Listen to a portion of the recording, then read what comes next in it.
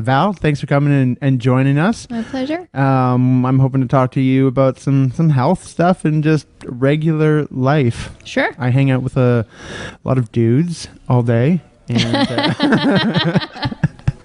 not necessarily all day, but I hang around a lot of gentlemen at this fine establishment, and we talk a lot of shit, and sometimes we talk a lot of shit in the wrong direction. So it's nice to get. Trust me, women can talk a lot of shit too. Good. I work with mostly women, and we talk shit all the time. I actually miss a lot of the interactions from when I worked at CrossFit Zone, where a lot of my clients were nurses and healthcare practitioners. Yeah.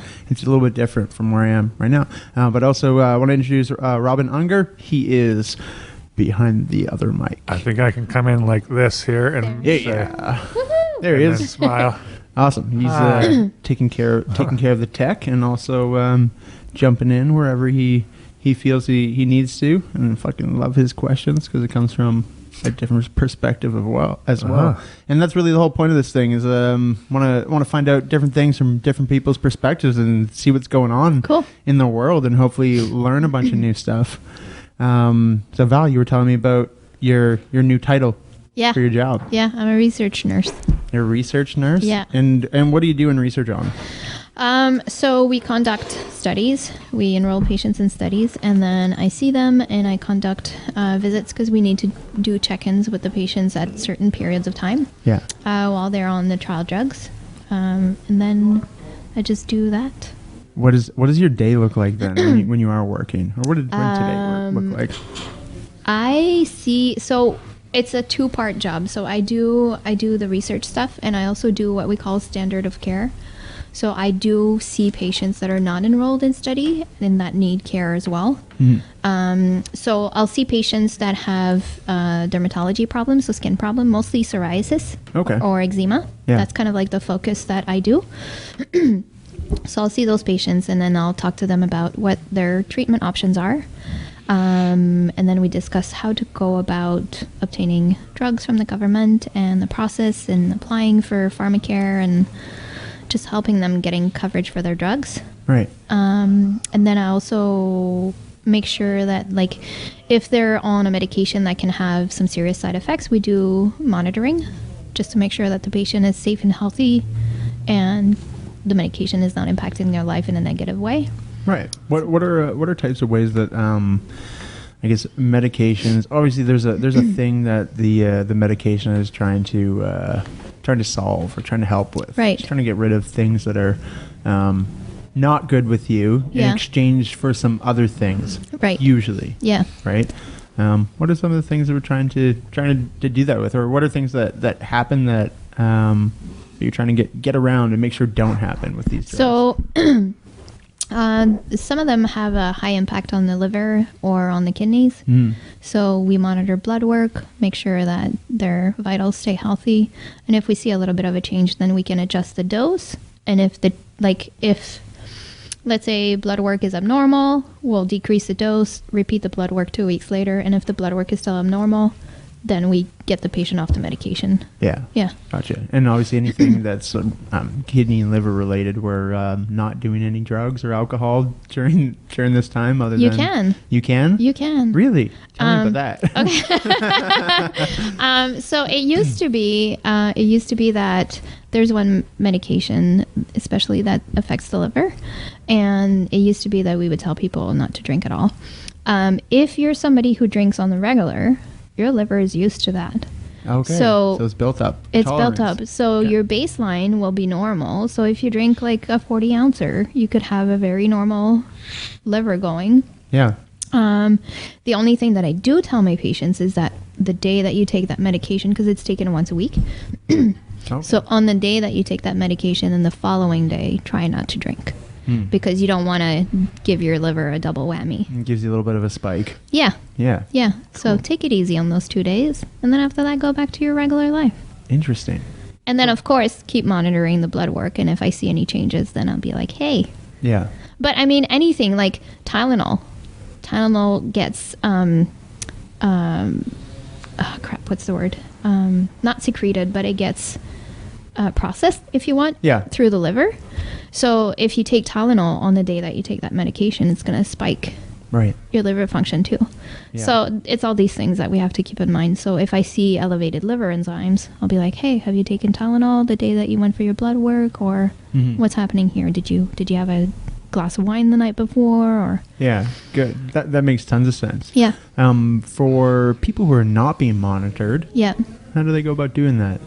About being monitored? About not about being monitored, but how do they go about tracking that sort of thing, so that in case they're not like in the hospital being tracked by somebody? They wouldn't be on the medication if they're not being tracked. Cool. If they're on a different medication, like what would be one of the things that I find with my day to day with people is trying to explain to them that when you change your diet, Yeah. things change. Yeah. Not always for the better. No. And it doesn't matter if you necessarily make a good, healthy change in general. Sometimes that thing is just not the thing that you need to add to your diet. Yeah. And that's where some people get really confused Yeah. about what they're putting into their bodies and why they have reactions to the things in the way that they do. Yeah. So I try and take a bit of a scientific approach without getting crazy about it, because I'm coaching. I'm not doing exact science every single time that I'm working with somebody. Yeah. So when somebody's like, oh, I'm thinking about going keto, I'm like, why don't we just change one or two things? Yeah. Why do we have to go full keto? Yeah. Why don't we just stop eating the donuts? Yeah. And maybe we'll add some nuts. That 1% change. Right. Every day. Totally. Yeah. This makes way more sense than to go, I'm going keto this week, I'm going intermittent fasting next week. Yeah. You are hurting your body. Yeah. It's rough. Like you can't just change your metabolism like that. That's not how it works. Yeah. Your digestive enzymes need to adapt and catch up. Yeah. And by taking some of the things out of your diet that you currently have that might be doing you a lot of good, creates its own set of problems. Yeah. It's funny that you mentioned that. You probably know I've been doing keto for a long time, for well over a year with intermittent fasting. But I feel like I've kind of plateaued and my sleep is not the greatest. I have an autoimmune disease. I have hypothyroidism. And what is that? So my thyroid is just kind of attacking itself and it's not working properly.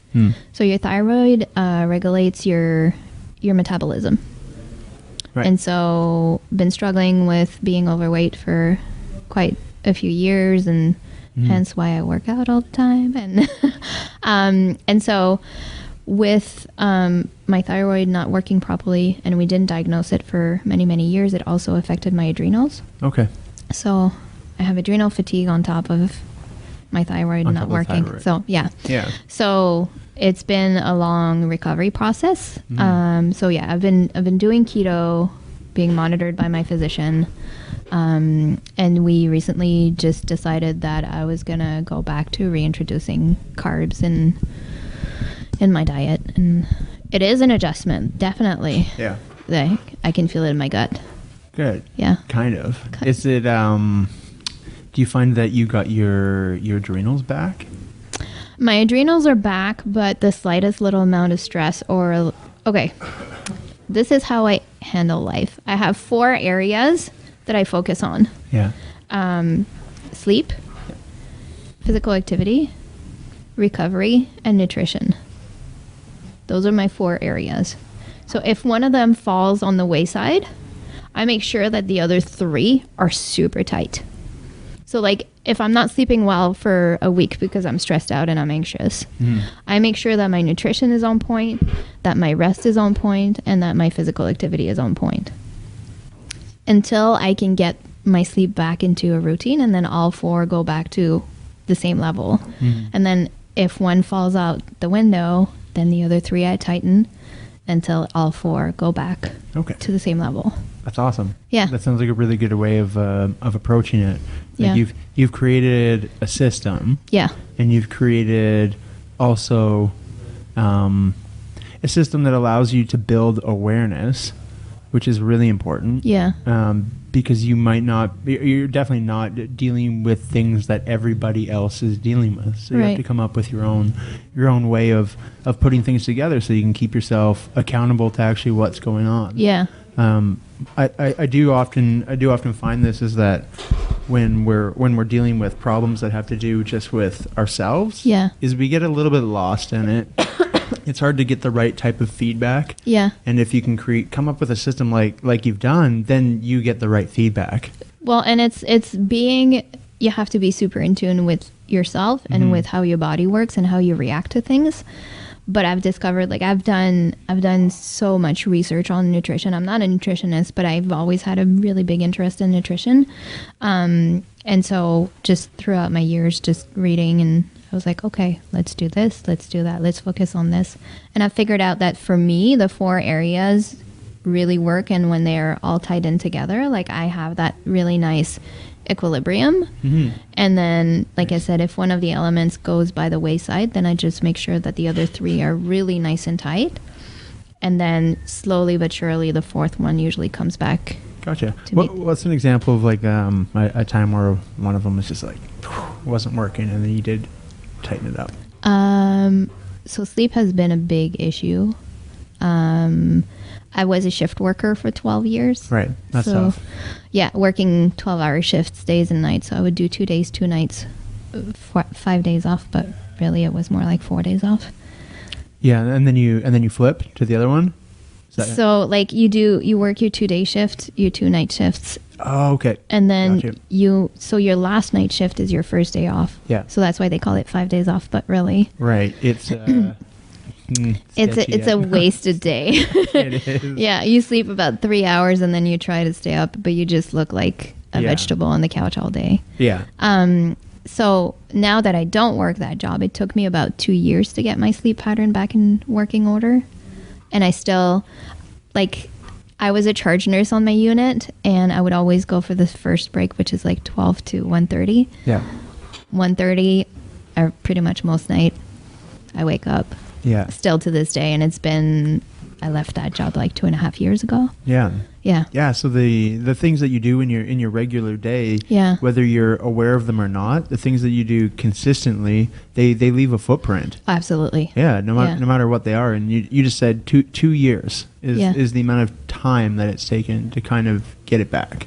For me. Yeah. Yeah. And I don't know if it stems from my adrenal fatigue, from my thyroid not working properly. It could be like numerous factors impacting that situation, but yeah. And that's huge to know that. It's like when your body's not working optimally, things are going to take a little bit more time. Yeah. You're going to need to be more disciplined than most who are not having the same sort of issues going on. Yeah. And that's what I see. Yeah. That's what I see from you is, I think the first time that I ever said something, I was just on Instagram. And just saw you doing a workout, just still camera, doing your workout, doing your thing. And I was like, oh yeah, that's close by. Cool.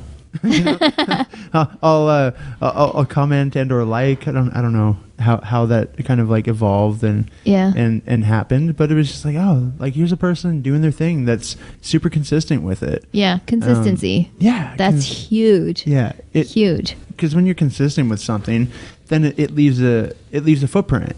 Yeah. And if your thing is something good that you're doing for yourself, it's going to leave something good in its wake. And that's what habit building is. Absolutely. Yeah. Like it takes time. Excuse me. Just like like nutrition, I meal prep every week. All of it. Nice. Good for you. Yeah. I allow myself like one meal out. Like when I get my girls back, usually we go out to dinner, and that's my little. Yeah. All right, I got my girls back, and nice. Yeah, and then treat time. Yeah, one meal a week.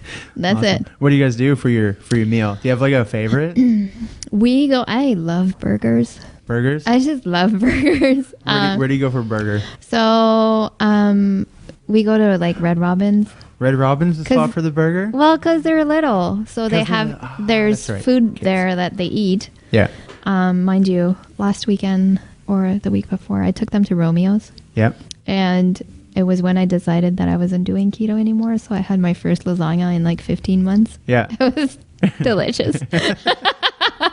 Nice. Yeah. So it's more about you're just like, I need something. Yeah. And the kids have to be able to go with me. Pretty much. Yeah. And it's a treat, so you might as well include them on it, right? Yeah. Yeah. And so if they're not there, like if it's on a Friday night that they're not there, then I'll treat myself to like a bin 4 burger. Yeah. Yeah. Nice. That's Yeah. awesome. That's where I go for a burger. If I'm I specifically live going a for block away from bin 4. from the one on Blanchard? Yeah. Yeah? Yeah. So I can walk. dangerous. I know. I walk there and I go pick it up and then I go eat it at my house. Yeah. Yeah. It's Yeah. pretty amazing. Robin's favorite burgers at Pink Bicycle. See, I've had Pink Bicycle and I don't know. I wasn't super impressed. How come? Okay. Maybe I need to go back. It's been a while. Yeah? But I was just like, think yeah, so. it's a burger. Yeah. Which one did you try? Just their I can't plain remember. pink bike burger, maybe? Probably. Yeah. Yeah. I'm a big fan of that one, but they have a nice variety. So I recommend trying a few. Cool. Shout out to all my peoples at the. Can we get a sponsorship? I'll see you soon. Why not? The poutine as well. If you're a big poutine fan. See, that's the thing. I haven't had poutine in forever, but right. now I'm, Well, I'm if you back in feel the like, poutine menu. Right. Well, this is one to try out then. Nice. Happy hour, I believe, 2 to 5, $5 poutine. Oh, Shout out. I'm there. There's $5 poutine? Yeah. What? We need to go. We need a sponsorship. Yeah, we that'd be very nice. We need to sell some advertising spots for this thing. Yeah, that's awesome. I mean, I could talk to you about all the awesome food around Victoria Yeah. forever. I'm a That'd big probably make fan a of good it. show. Yeah. Then she'd go home and think about ruining her diet real quick. Me?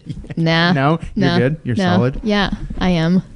Yeah. That's what you've got your habits Yeah, absolutely. sort of locked in. Yeah. And you allow yourself certain things. Yeah. Yeah. That's another important one is tolerating things. Yeah. Knowing what to tolerate and what to just absolutely not tolerate ever. Yeah. And I find that's what tends to define people that either get along with or don't get along with. Yeah. Like, if you let your kids act like total assholes and not reprimand them while they're in public, I can't get along with you. You can't do it. Yeah. I don't tolerate it. Yeah. I don't tolerate parents who don't take care of the thing that's ridiculous. Yeah. Little things, whatever. They're kids. They're doing stuff. And That's as a parent, there are some things, like there are some days where you're like, I just can't be bothered right now. Right. I don't care. Yeah. You're going to be a brat. I just don't care. But also my kids, when they start giving me attitude, like they know that I have zero tolerance for it. So I'm like, I do the 1, 2, 3 and I don't even need to talk anymore. I just go, I give the mom look and the mom look. The mom stare. Yeah. And if I get to 3, they know that they get a timeout and there's going to be consequences. How old are your kids right now? They're 7 and 9. Are you? Yeah. That's good. Knowing that there is consequences. Yeah. I think that's super transferable skill. My kids have chores. Yeah. And they have responsibilities and I might be a little bit hard on them, but yeah, I mean everything in life is not going to be easy on them. it's not free. No. You got to put in your work. And if I, knowing you the amount that I do, you're probably hard on them so that you don't have to be at a whole bunch of other times. You can just enjoy them for being them instead of being bratty and spoiled and rude and things like that. You don't want to be around people who are being like that all the time. No, and that's why it's important to do exactly. Yeah, like when we go out for that 1 week, for that dinner 1 week, they used to play shy and I was like, no, you order for yourself. You know what you want to eat. You're going to tell the waiter or the waitress what you want to eat. And so now they tell them what they want to eat, what they want to drink, and then they know that they have to say please and thank you. Nice. That's a non-negotiable. That's awesome. Yeah. Yeah. They know that there's certain things, there's certain expectations of them. Absolutely. For stuff. Yeah. And it has to be done. Yeah. Yeah. What is your balance of threatening, threatening to take something away or a timeout compared to giving a reward for something? So they have chores that they do every week, and they know that if their chores are done and I check up on the chores, they get $5. Now, what they do with that $5, I don't care. my oldest right now, she's saving up for something that costs like $25. So What is it? it's model clay or magic clay or something like that. Oh, it's awesome. So I ordered her, she wanted like the big package, so I ordered it off of Amazon, and when she has her $25 she can give it to me, and Then you get it. she'll have her model clay or whatever it's called. That's awesome. That's good like incentive for things. It's more like, it's less of a reward for good behavior. It's more like, oh, when you consistently do good things, you end up with you get paid for the chores that you do, and then you learn the value of money, and then it makes you think about, oh, well, if I spend, then I'm not going to have enough for what I really want. Right. You can buy a whole bunch of things that are $5, or you can buy one thing that's $100 later. Yeah. So, and I see the difference between the two. Like the 7-year-old, she doesn't have that concept. She's like, I'm just going to spend my money. Like she's making it rain like there's no tomorrow. with quarters? Yeah. Pretty much. But like she sees something like, and it's going to be something that she's going to play with for 5 minutes, and then she'll lose interest. But if that's what she wants to do with her $5, that's totally cool with me. Yeah. And if they do not complete their chores, they don't get the $5, but are there any other consequences? No, not when it comes to the chores. Okay. I don't want it to become don't want to have that burden, but at the same time, it teaches them, like they clean their own bathroom and they clean their bedroom and they vacuum. Nice. But there are other circumstances where you will punish them or put them in a timeout. Yeah. Based maybe if they're in a social situation where they're being super loud or obnoxious or something like that. Yeah. You ever do a public timeout? Yeah. Yeah. I have. There was one time when my oldest was about 2.5. She had a tantrum at Costco. Oh yeah. And she was just like, I was like, all right, I don't deal with tantrums, so you can have your little fit. I'm gonna keep shopping. Yeah.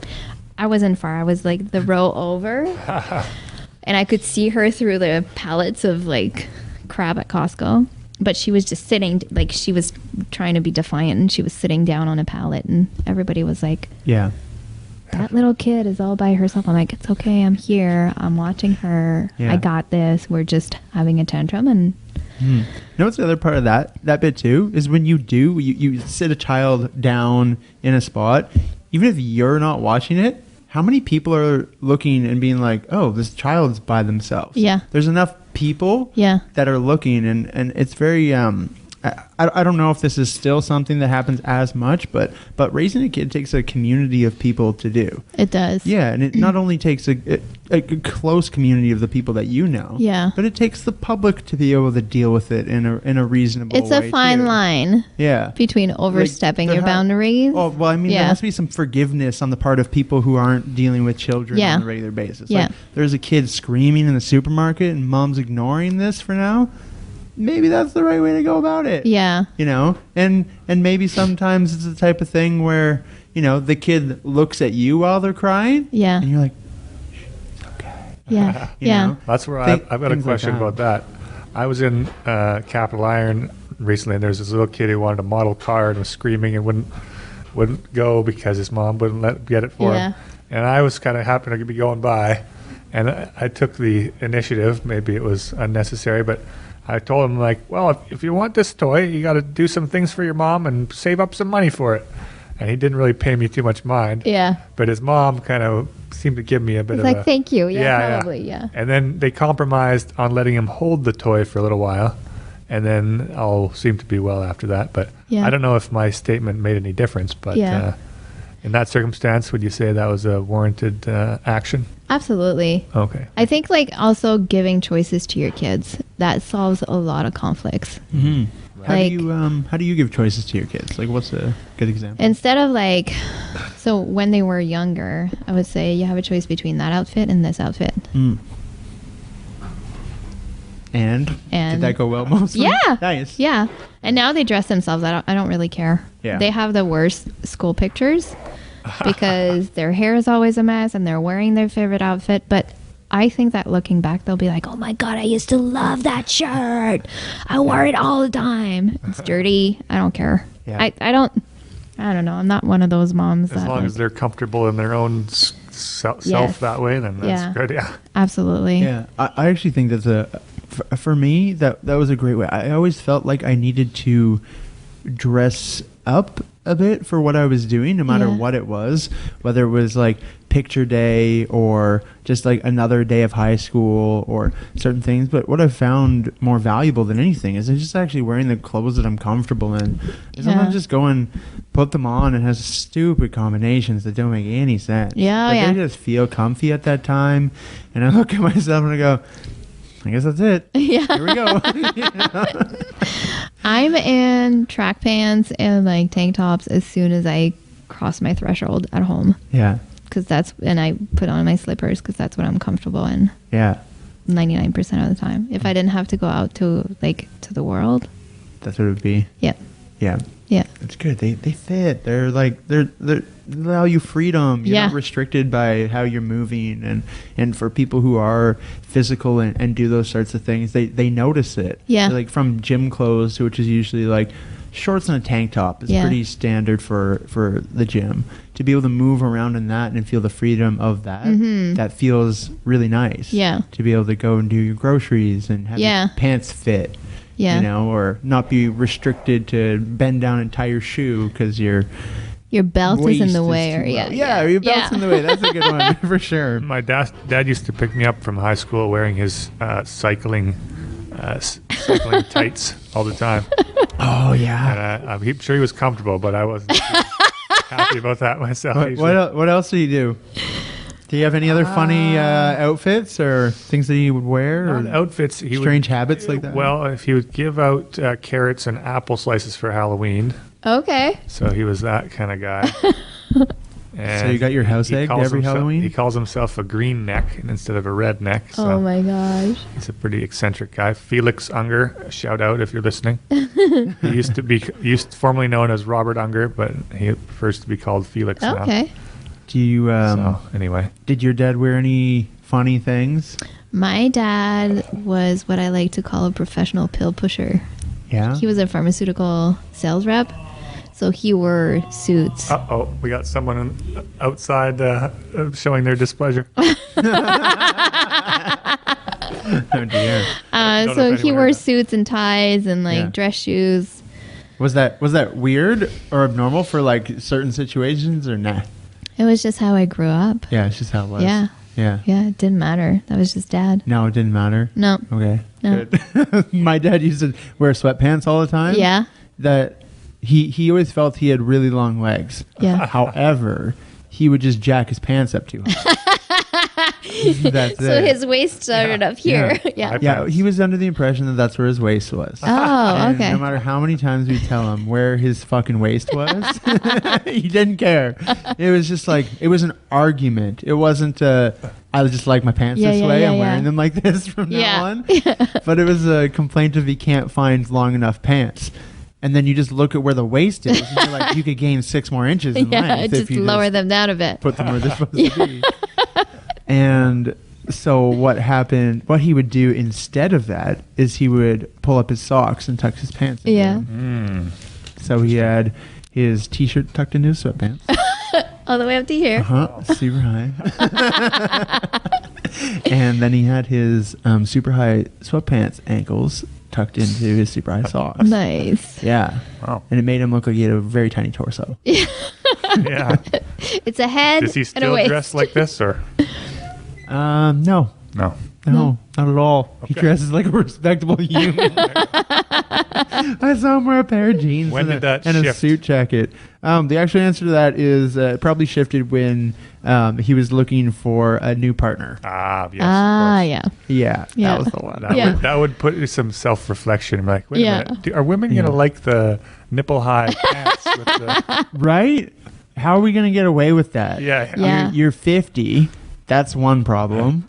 Oh, it's not though. It's a problem in the number of people that are available. Yeah, well. It gets less. Yeah. To some degree. I'm not all of us survive that long. Turning 42 and single. You don't look 42 at all.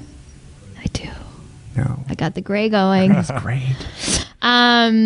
But being single in the city is brutal.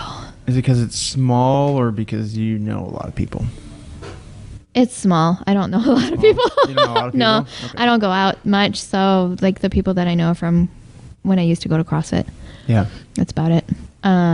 But it's small. And then I find that as soon as you hit that 40, 42 years old threshold for guys, Yeah. they don't age well. They don't age well? No, Oh my God. no. And so like, Uh-oh. I'm like, I've got a buddy. I'm not going to say his name. He's a handsome, handsome man. Is He's he? 42. yeah, He's on the fence then. I had dinner with him the other night. He's great. yeah. He just bought a house at Souk. He's a responsible guy. He's a great child. You trying to set me up here?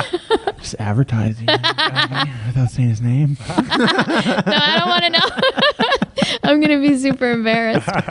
But yeah, and so I find that like I'm looking at like younger guys because I'm active, I'm physically, and I find that finding somebody who's gonna have the same interests as me at an older age is difficult. Yeah. Especially it's going to be coming- somebody who's probably younger or is consistently taking care of themselves. Yeah, All the way yeah, to where they are at, yeah, which is rare. yeah, Yeah. very much so. It's What very about, rare. would you be interested in Steve Nash? How old's Steve Nash? He's a little short. Oh, Yeah. okay. No, I'm kidding. He's I don't know if he's single or not. Steve Nash is a little like gremlin-y for me. Yeah. I me too. don't. No. He'd be a little bony to hug onto and stuff. Yeah. Probably. That's a good point. And his hair is always like doing stuff. I don't know. You haven't seen my hair down. My hair down is. Right. Well, it would probably get tangled together then. Yours and Oh Steve's. God, You have curly hair? I have curly hair. Yeah. It's really big and poofy. Is it really small curls and just No, it's those big wavy wavies? curls. Yeah, those horrible big wavy curls? big wavy curls that end up in little like Oh, I think I've got a pigtails. similar thing going on. Yeah, very similar to yours, except at the bottom they kind of turn into those big Oh, ringlets. ringlets. Yeah, Ah, they get Yeah. they get a little bit tighter as it goes down. yeah, yeah. Interesting. Wow. Did your dad, being part of the pharmaceutical industry, have Yeah. any sort of weight on you choosing what you were going to do? No, or- my mom no? was a nurse. Your mom's a nurse. My mom was a nurse. Yeah. Cool. My mom passed away. When was that? December 2017. Okay. Yeah. Quite recently. Yeah. Yeah. Yeah. She was a nurse, and I always said, I'm never going to be a nurse. Oh, yeah. And now I'm a nurse. How long have you been a nurse for? 15 years. Okay. Yeah. Cool. So it's been quite a while. Yeah. Yeah. Yeah. What did you do before that? Nothing. I wanted to be I used to live in Quebec. I'm Frenchy. And I wanted to be a teacher in high school, an English teacher in high school for French kids. Oh, okay. So teaching English as a second language, but to high school kids. Yeah. And so I did. I got badly counseled when I went to college, and then I did 3 years of an English Lit BA in university, and then found out that I would have like 3 classes that would get credited on my education BA. So then I was like, bye, I'm out. So I took a break. I went and I worked at a bank for a summer back when banks were open like 10 to 5. So your full-time hours were 25 hours. Yeah. So making very little money and being bored because like, It's boring. well, not only that, but like you're home at like 3:30 every day. All your friends are working until 5, 6 or whatever.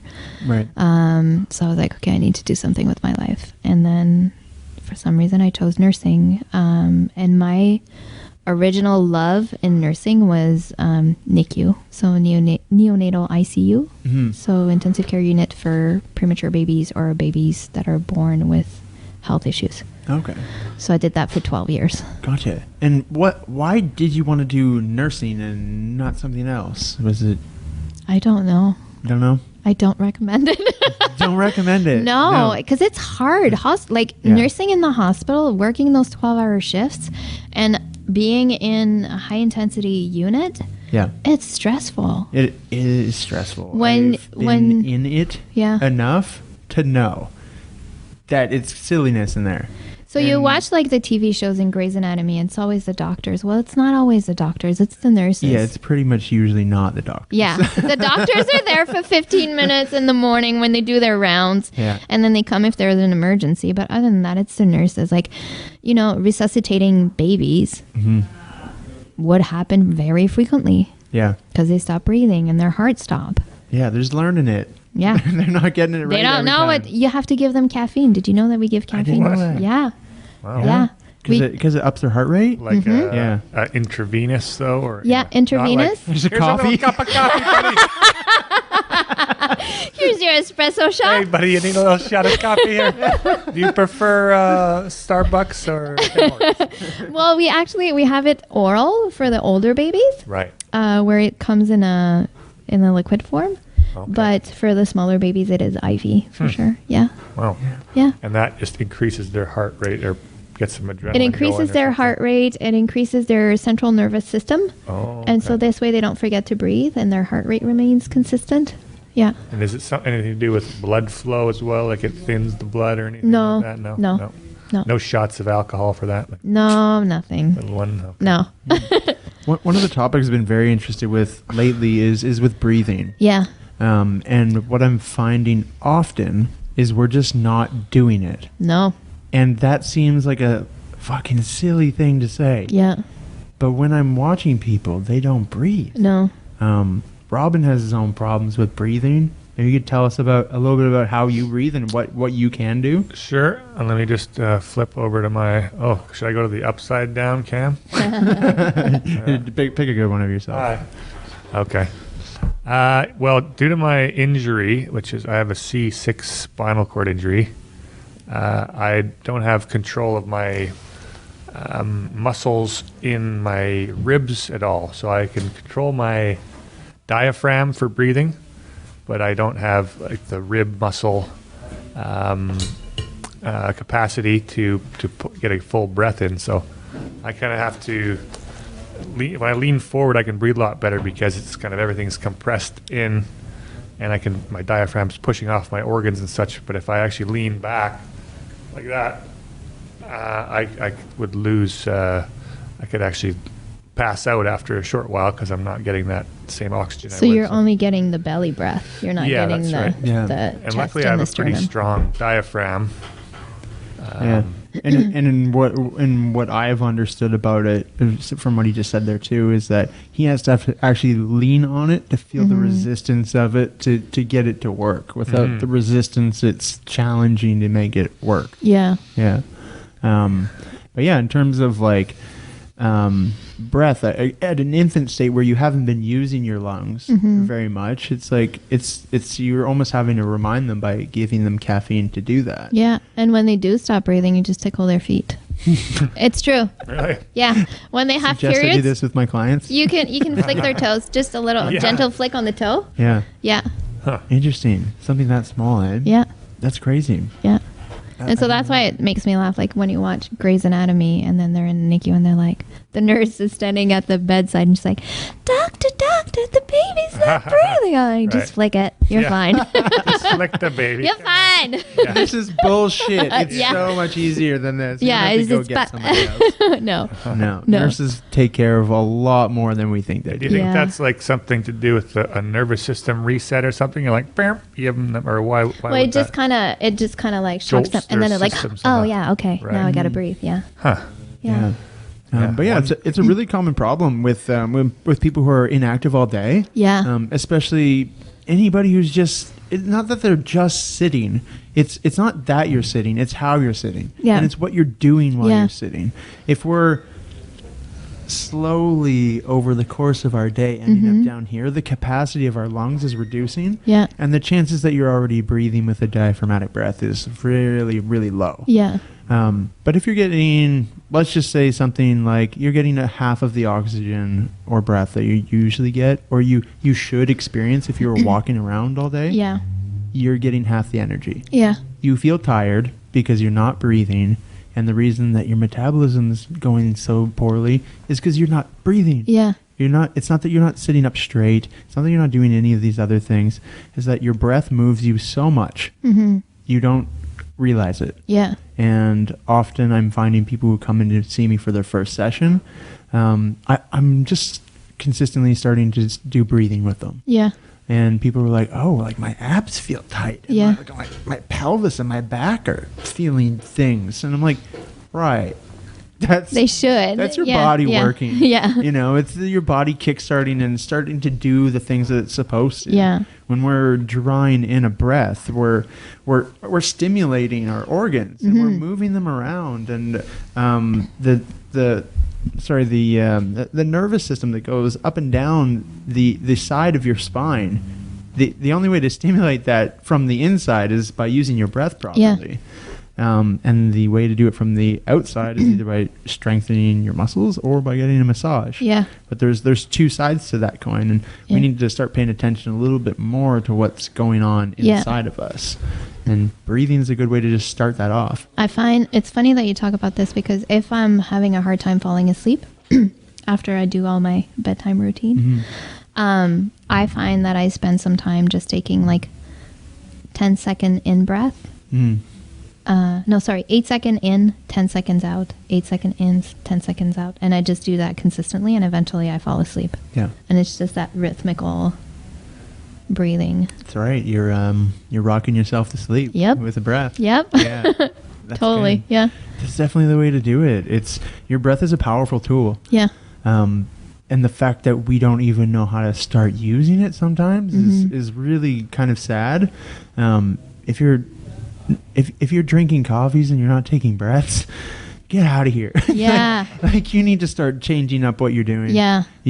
If you're having a hard time when you start exercise, it feels like it's tight and you feeling anxious when you're exercising and like you can't move or you can't push further. Yeah. These are all signs that you're not breathing well, or you're not breathing at all, or maybe you're holding your breath on purpose. And it doesn't stem from just not doing it. It comes from all the habits that we have during the day. Yeah. And if your habit is to sit and slouch, you're going to stop breathing. Yeah. And if your habit is you hold your breath when you get nervous, what do you think? Something intelligent is going to come out after that? No, you're going to say the dumbest thing possible. I think that's pretty common because you're also not oxygenating really your brain, right? And so you're like in that fight or flight. Pretty much, you're putting yourself in that fight or flight because you're not breathing. Yeah. Oh, definitely. I think that's exactly what's happening is we're artificially stimulating ourselves in a lot of ways, including our breath and including our things that should be automatic. Yeah. But these are things that need to be thought about. So bringing awareness to them is realistically the whole point. Yeah. Is I want people to understand that their bodies are something to listen to. They're not something to do with whatever you want with them and expect no consequences. Yeah. There's going to be. You're gonna start realizing that the consequences that other people have that you were like, oh shit, those are bad. Yeah. You're gonna start picking those up. You're gonna start having times where you can't breathe. You're gonna start feeling anxious in stressful situations. And honestly, one of the things that make us very productive and very effective at things is being able to do things under stress. Yeah. And when we can do those, we're like, oh, I can count on that person. Yeah. When their day is going shitty, I know they can figure it out. Yeah. And that's a good thing to be able to have in another person too, right? Like that's a good thing to look for in a partner or in a coworker or in a boss or in an employee who you'd like to move up the ladder. Yeah. Right? You're like, oh, you just get shit done. Yeah, but that's also super exhausting. Yeah. Just because I'm someone who is perceived as strong all the time. And when you live with that reputation, it's really hard for you to have your off days. Right. To allow yourself to have your off days because you know that people are depending on you and that people are counting on you. Yeah. And you know that you have that perception out there that exactly you handle shit. Yeah. What's the strategies that you use to manage that? Honestly, like my workouts, I don't work out I don't work out to be fit. I work out because it's my mental release from my day. That's your you time where nobody else can interrupt that shit. No. It's and my yours. Kids know. It's either like if you're going to come in the room when I'm working out, it's because you're joining me or you're going to wait the 15, 20 minutes that it's going to take me before you ask me your question. Yeah. Yeah. Nice. That's really good. So there's nothing else that's more important than that thing. Time. Yeah. It's just my release, and it's my way of like, and like I'll post sometimes. I posted recently, there's a workout that day I was feeling amazing, feeling great. Did the workout. It was horrible. Started bawling throughout the workout. And I finished on the floor and I was crying my eyes out. I was like, where did that come from? Is it something that I was repressing inside? I still don't know to this day what brought the tears, but I was just like, all right, tears are coming out. Yeah. Here we go. We must have to do this. Yeah. Yeah. Just let it go. Yeah.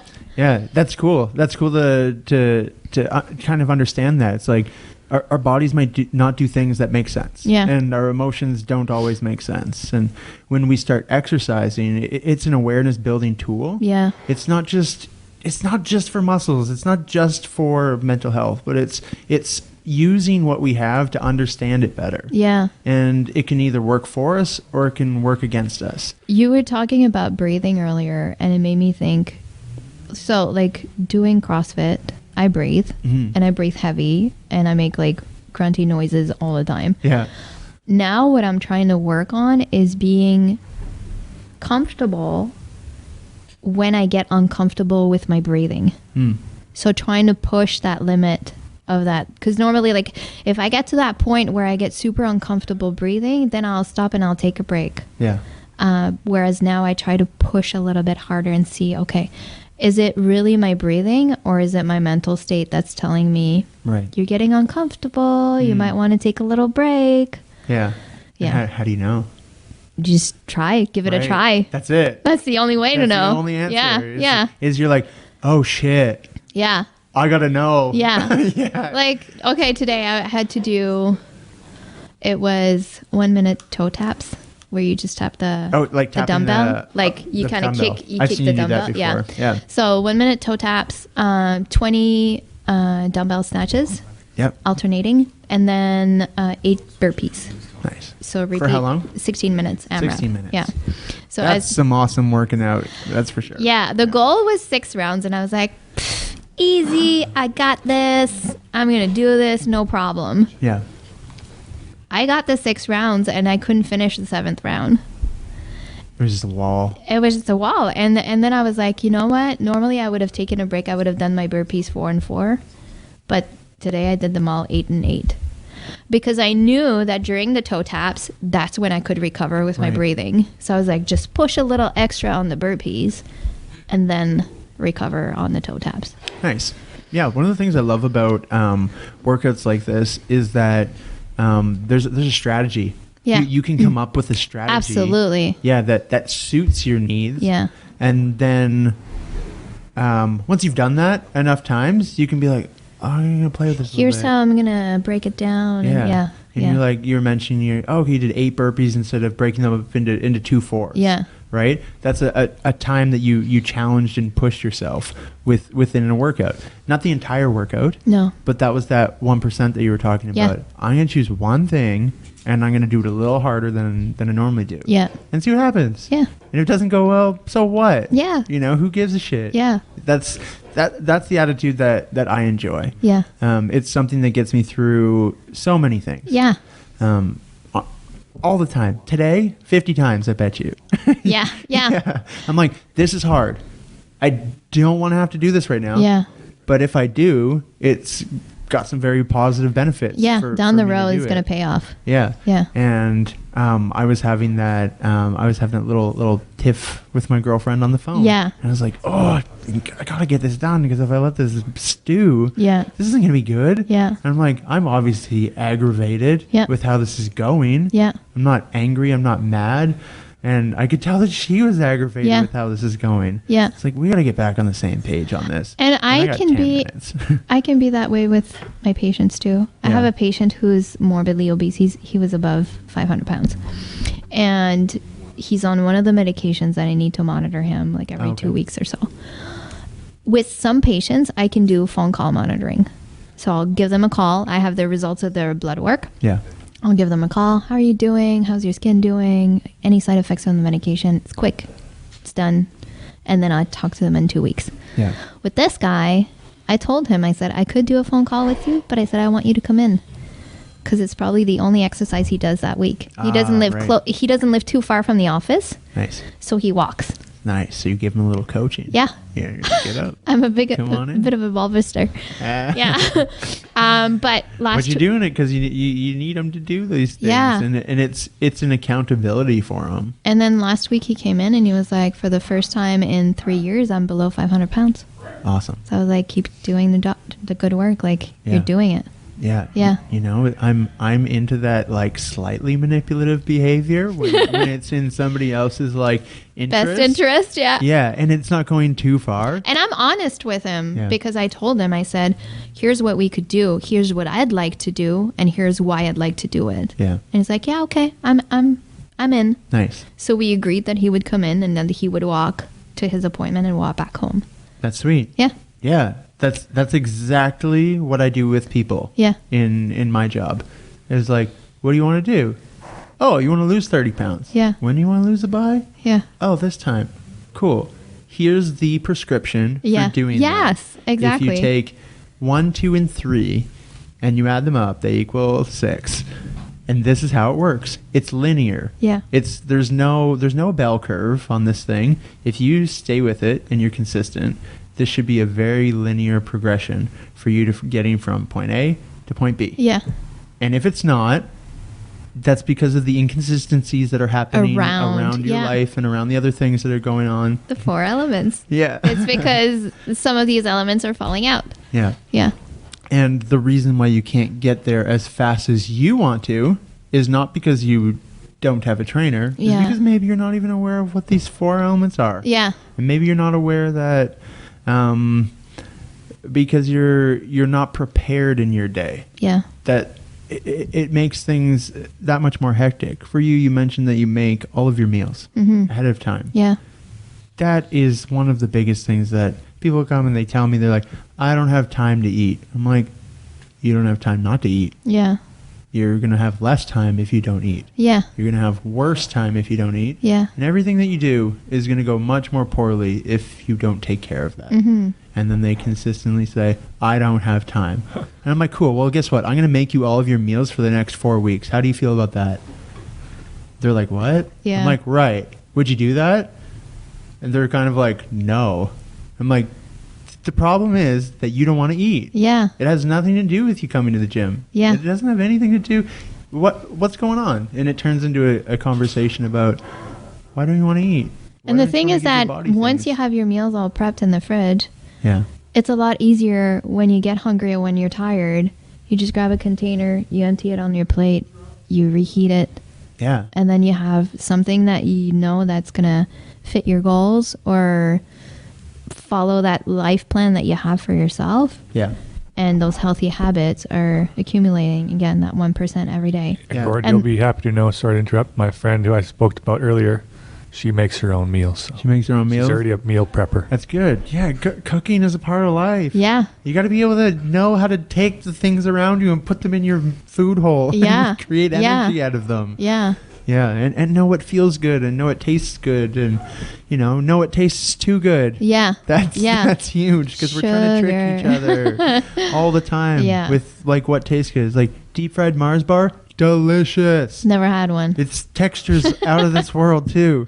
There's very few poor things about this other than it's not great for your body. Yeah. If you're on carbs now, the deep fried mac and cheese sticks at Pink Bicycle. Oh my gosh. That just sounds like a heart attack. No, Pink Bicycle.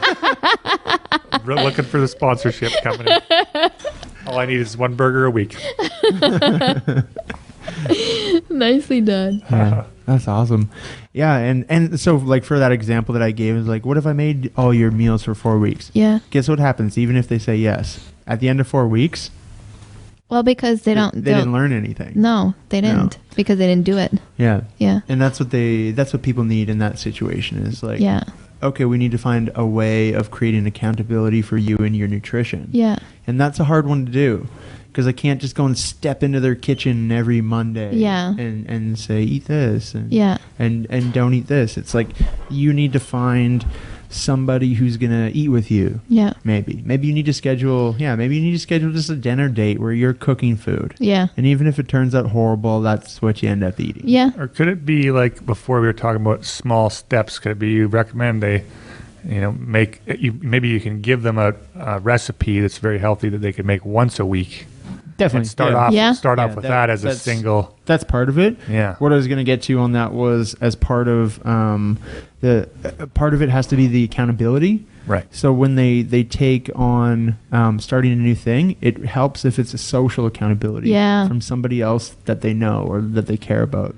So when I suggest doing like dinner or lunch or breakfast with somebody once or twice a week, and that it's your responsibility to make that food either with them or make it for them, then it's different. Now I've got this whole, I'm going to hang out with somebody while I eat food. And it changes the conversation from it just being pure, just nourishment and calories for your body to an experience and enjoyment of something. Every Saturday when I meal prep, I'm on the phone with my girlfriend from Montreal, and she meal preps as well, and we share our the meal prep, the same recipes. So we're cooking the same recipes, just like 5,000 kilometers apart. That's awesome. And so it's our thing. Like on Saturdays, I cook and she cooks, and then she's like, "What are you making this week?" And then I'm like, "Oh, I'm making this one and that one and this one." And she's like, "Oh, me too." And then we just talk as we cook, and then we get the meal prep done. And that's how you get smells over the phone. You're like, I'm cooking this right now. That's awesome. Let's put the ginger in at the same time. Bam. 3, 2, 1. Go. You getting that?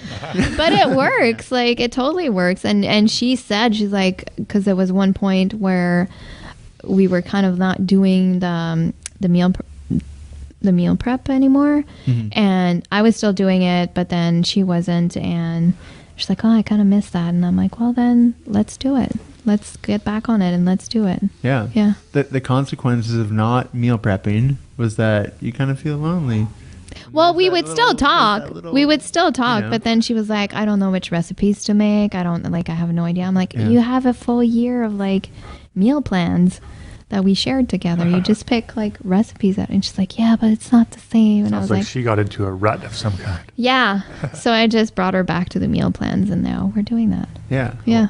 Awesome. No, that's good. You start to realize, you're like, oh, when I do these couple of things that are seemingly impossible to do on a regular basis, they become really easy. And then when you stop doing them, you find that other things do start falling apart. I find too that people want the quick fix. They don't realize that like it took you years to put on 30, 40 pounds. It's going to take you years to take them off, and it's going to be a lot of work. Healthily, I guess. The interesting thing with putting on that weight, though, is it takes literally no knowledge for that to happen. You don't have to learn anything. Oh, no. And it's easy to put it on. You just sit there and do nothing. You don't need to know anything. But then to go the other way, you need to now go and learn stuff. You need to learn about how your body moves, what it likes, what it doesn't like. Because you've kind of passed that threshold point. And once you hit that, it's like, holy shit. Like, we're not the same thing as we used to be. We're completely different. And we need to pay attention to this, because you end up kind of losing yourself in doing those things really quickly. And when it comes to food, I find I apply the philosophy of like, is it really worth it?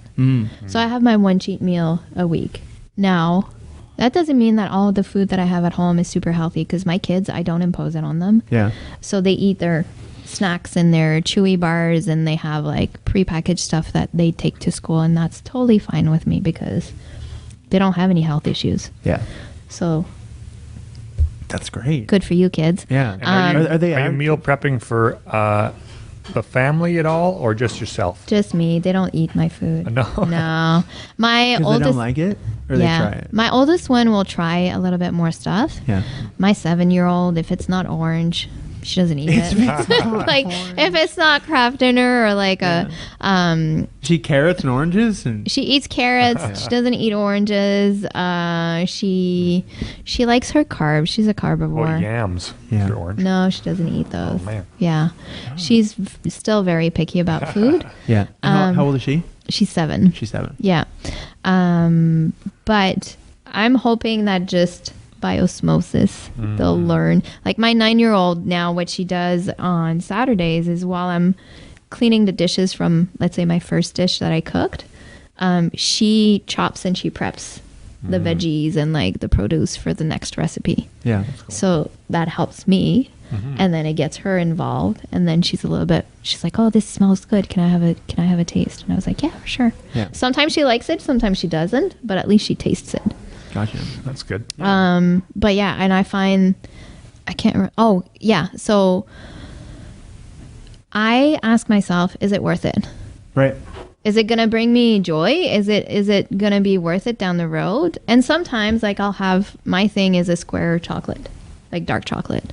Right. And that's my treat in the evening. There's that long term versus short term think as well. And a lot of people, that's not actually present. Yeah. It's like, oh, what I do now, I'm gonna do now because I want to do now. Yeah. And that doesn't help. That instant gratification. Yeah. But and if I choose to have, like, sometimes at work we'll have donuts and we'll have cookies and we'll have chocolate in the break room. And some days I'm like, yeah, you know what? It's not worth it today. And some other days, if I do want the donut, I make sure that I don't feel guilty about it. And I enjoy the donut. You right? You make the choice. Yeah. You're like, I'm choosing this donut. Absolutely. And where has the best donuts? This place. Yeah. You know? Yeah. You're like, I know exactly what kind I want. Yeah. This is perfect. I've been thinking about it all week. Yeah. And I'm going to satisfy that part. Yeah. So that I can continue doing the things I regularly Exactly. do. It's finding areas. Now, I don't do that every day, but it's finding areas where you're not so rigid, and when you do give yourself the leeway. But again, going back to your normal habits afterwards, that's the hard part sometimes, because that can be a slippery slope once you start getting off track. Is there a reason didn't you call it a cheat day instead of a reward day? I think some people have that terminology that they like to work with. Oh, I've never thought of it that way. Yeah, I go with treat day. Treat day. Treating Yeah. yourself. Instead of cheat day. Yeah, most people say cheat day, and I'm like, yeah, I don't feel like I'm cheating myself at all. True. Yeah, I'm like, I am doing a reward because I've made progress. Yeah. It's not like And you this one stuck to reward brings me back to where I was. It's funny because my babysitter that I have 2 babysitters that take care of my kids, and when they used to work Fridays, they would take the kids out for prize day on Fridays. I should just call it prize day. Yeah, there you go. You get your prize. Prize day. Yeah. Yeah. Nice. That's like what, every second Friday at work? It's prize day. Prize My day. bank account just got You get a bonus.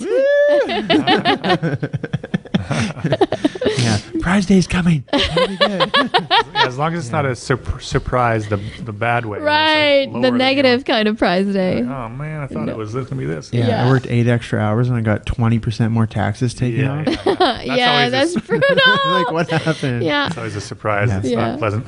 Yeah, no, that doesn't actually happen to me. I just have heard enough people talk about it. Yeah. Yeah. I have very rarely actually worked for somebody else. Yeah. So I've mostly just done my own taxes, Self-employed, or had an accountant, and just you just make a bank account where you put away a bunch of money from what you make, and you pay it later. So I really have no idea. I have no idea how that really works. But It's I've seen it a couple pretty times brutal. on paychecks. You see your, like, let's say you earn like $3,700 in 2 weeks, but then you end up with really like $2,000, $2,200. Yeah. It's brutal. And it looks like You're like, why is there still potholes in my street? yeah, you start complaining about other bullshit. What the hell? All this tax money and they're Where's this not money doing going? anything. Yeah. Is that why rich people get so mean so quick? Yeah. They're like, fuck. I'm all these taxes and I'm still got there's the lawn's not mowed on that bus stop. I wanted to ask you guys about you're talking about food. How about water intake? What kind of do you recognize people are not drinking enough water in this world of fitness? You do? Yeah. I see it less. Yeah. Less now or less? Less now. Okay. Yeah. I actually see a little bit on the opposite side, people overhydrating. Yeah. And I'm like, oh my God. You look squishy. Bloop. Yeah. You look like a waterbed. What's happening? Interesting. Yeah. And that can definitely happen, especially with people who are eating higher levels of protein. They start absorbing a lot more of their water and holding on to it. And they can put on a lot of weight that way. And that's a strategy that bodybuilders have used forever. Yeah. I remember creatine. That was always like, right. It'll make you hold more water or something. It's another type of protein. Yeah. Right. That's what it kind of does. It makes you look. It fluffs up the muscle. That's a good way of putting it. Yeah. I was going to make my own colloquial version of whatever. Ask the nurse. Yeah. She'll tell you. This is good. Yeah. So you do recognize that people are maybe not drinking enough water. Is that also in nursing too, or just in general life? In general life, like I see it with my patients, and we'll drink lots of sodas, but not enough. Clear water. fluids. I don't. I mean, I don't have a problem with alcohol. I get like stuffed up. Clear. I get stuffed up from drinking wine, so that's not enjoyable to me. Again, it's choosing, right? Like, is it worth it? If I have a glass of wine, I'm gonna get all stuffed up. So sometimes I make the decision and I do have the glass of wine, but to be honest, it probably has been 6 months since I've had a glass of wine. Just depends on how bougie you're feeling. Yeah, I've had a gin and tonic at Christmas, on Christmas Day. I have a hard time sleeping lots of times, even just after a few beers, so I tend to just I pass out right away. That's not a problem. On the last podcast, we were talking with David, and he was saying that his girlfriend has a superpower to be able to just fall asleep on command. Yeah, I've got that too. Yeah, I'm easy. Like I fall asleep you super. said you fall asleep driving sometimes. Yeah, because sometimes my heart rate's super low. What's your resting heart rate? Like 32. Holy! Fucking stupid. It's so low. It's scary. It's like a vampire. Yeah. Yeah. Every time I go for surgery, I tell them. And when I say every time, I've gone for too many surgeries. This is stupid. You know it's a bad habit when. So every time I go for a surgery, the doc's like, your resting heart rate's really low. I don't know if we could, I'm like, it's like that. Yeah. I'm just healthy. I'm healthy. I've been active my entire life. From a young age, and it's gotten better. Yeah. Just look at the blood pressure. I thought I was cool at 48. Yeah. But you got me beat. Oh, I'm chill. Yeah. Like very few things. Maybe that's it. Maybe I'm cool. so chill that when I do get angry, I don't even know that I'm angry. Yeah, you're like only up to like 42. 60. Yeah, you're like, woohoo, I'm so excited here. Yeah, I'm so aggravated. 1 beat per second. Yeah. Wow. Yeah. This is up there. Yeah, I bet you sleeping, it doesn't go down much further. But that's something that happens when I'm driving. I'm so comfortable. It's a comfortable situation for me. I enjoy it. I was dozing off. I was on a technical phone call today at work, and they put me on hold. Must have been some good music too, maybe. There was no music. That was the problem. I was just on the phone, and I was like... Well, my building, when you call in, it's like, sounds like circus clown music, like recorded on a tinny... Oh my gosh. Recording device, and it's very creepy. I've told them about it multiple times. Shout Pacifica if you're listening. Please change your hold music. It's causing people stress. Yeah, we could put some like local artist music on it. I get Tal Bachman in there. Shout out to Tal Bachman. Yeah. Nice. But yeah, it was a little bit of it is a superpower to be able to just get sleep. Just to be like, oh, I've got an hour. I can go for a nap if I want to. And I practiced it. It's something I practiced at work for a long time. I had this job in Scotland that I was not stoked about, but it was something that I had to do what I wanted to do. Yeah. So I took this job, and half the time there's nothing at all to do. So I sat there in a boiler suit in the warehouse, and I was like organizing files on a computer and just renaming them and doing dumb shit that doesn't need to be done at all. And I knew it. So I'd be there and I'd just fall asleep. So what I did actually, it was an Einstein thing. He would, I think it was Einstein. He would put a coin in his hand and hang it off the side of his chair. Oh, and when you hear the coin drop. And it drops. It drops approximately after like 7 to 10 minutes. Yeah. Oh, really? And it's enough for you to get your level 1 sleep. Huh. Huh. Yeah. I should have done that. Level I am not proud of that, but in my younger years, I was. This is not being broadcast anywhere, right? Not currently. Not yet. You don't have to say anything you don't want to say. Leave Let's put it the that way. incriminating But we, details. Okay, I won't then. Yeah. I will not put myself in trouble. We can talk about the You match. can tell about your Yeah, friend. yeah. Like your friend might have done Oh something. yeah, my or- friend did. Wasn't me. Just asking for a friend, right? Yeah. Yeah. Yeah. Anyway. But yeah, I've fallen asleep a couple times driving.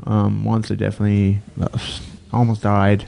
It was very close. When I was- barely pulled the car back on When the I road. was working 12-hour shifts, living in Montreal, my commute was 45 minutes on the highway, and we're talking Montreal highway, so the speed is about like 140. Yeah. And there's a couple of times where I had to pull over and have a nap on the side of the road because I was like, I am not safe driving right smart. now. Right. Yeah. Yeah. Well, I have a story. 2006 Shambhala, the year before I had my neck injury. I stayed up too much during that party, and then I found a bag of hash on the Monday morning that we were leaving and packing up, and we decided to smoke a whole bunch of it. And then I was driving and fell asleep and went into the ditch, and that car was had to be put to the graveyard. Yeah. And then That one's luckily gone, I got a seatbelt burn because I wasn't wearing a shirt. But other than that, I was okay. Knock on wood. That doesn't ever happen in the future. Yeah. But I was, lack of sleep and then hash. Not a good combination. And it's Yeah, one of those so ones where you don't do drugs and drive. try to drive and you're kind of closing Yeah. one eye. You sleep with one eye. Oh for a my bit, God. do the other eye for a bit. Do you ever do? Not good. This isn't for everybody here, but you ever do like a whisker pull or a skin pinch or a slap to Oh, the yeah. face when you're Oh, driving? what? To wake No? yourself up a bit What's a more. whisker pull? Oh, It's hard to stay asleep. sorry, I don't have Yeah, those. So no, I Like don't a do little bit of whisker hair pull. here. That's what I used to do. Is I used to pull a little bit of hair here and just be like, No, I would roll down the window to get some cold air and like crank Oh, up the yeah. music and like, that wakes you up, eh? Yeah. no. No, But see, this is the it doesn't problem. work. Like, I do a full-on face slap sometimes. Yeah. I just have a handprint. Yeah. It's so hard to slap yourself and actually make it hurt. yeah. But it's just like necessary Yeah, sometimes. yeah. Yeah, or like I'll try and hit my shin on the little plastic Yeah. edge. Just kick it, and you're like, I know this hurts.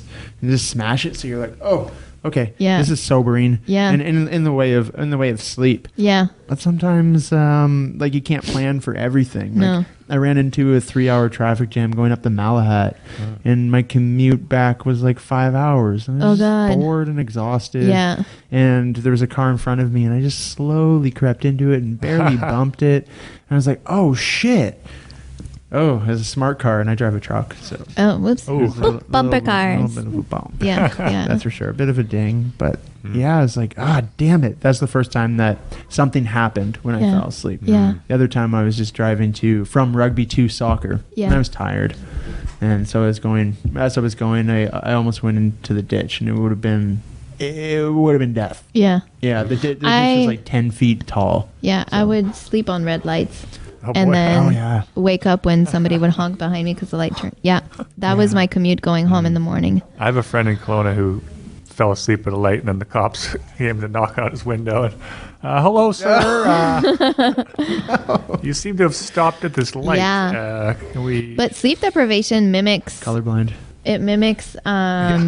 driving under the influence. Right. So you could be charged with driving under the Oh, I influence if see. you're overly tired. Yeah. I've got a question for you too. So how many years did you do the split shift? Like, is it 2 12-hour days, then 2 12-hour nights, or something Yeah. stupid like that? Yeah, I did that for 12 years. Oh my God. Yeah.